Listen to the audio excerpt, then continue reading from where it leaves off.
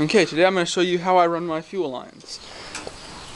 Now it's pretty gosh darn simple. You can run them any way you want, and you know, everything pretty much will be the same no matter what you're running, because it's just two fuel lines. Well, this is carbureted. I don't know anything about fuel injected, but you know, it's got my in, my outtake, and I don't know what year I want to call it, my overflow, and what goes in the motor. But yeah, it just runs up through here, down through right there, underneath where that battery's at.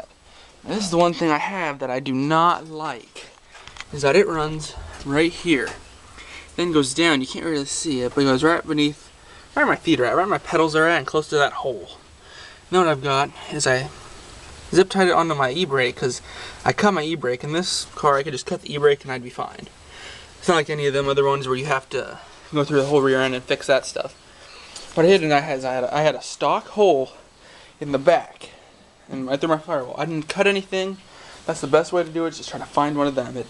It's way easier, safer, nothing to worry about. And it just comes right through here, comes right on up. I zip tied it on here and make sure everything's tight right in here.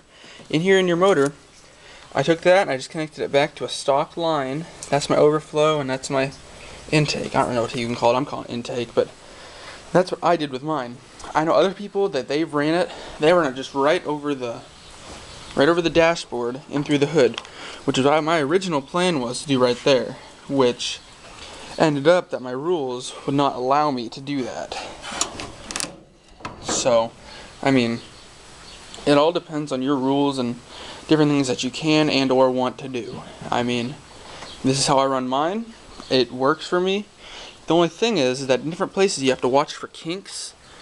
And one thing that Demolition Mission Mitch over there pointed out for me is that, which I mean I've noticed this, but it's a good thing to mention, is that right here you see that's all metal. That could all rub up against there. And what I do is I take a little piece of rubber and I jam it in here as good as I can to ensure that there's nothing gonna rub in there. Because I mean, there's little metal barbs in there from where it was cut and everything. So I mean, you have to be careful with stuff like that. So I like having that stock hole over there because it already has rubber in it, so I don't have to do anything to touch that one, and it should be just fine. You'd want to check still to make sure that it'll be okay, but for my car, it ended up being just fine.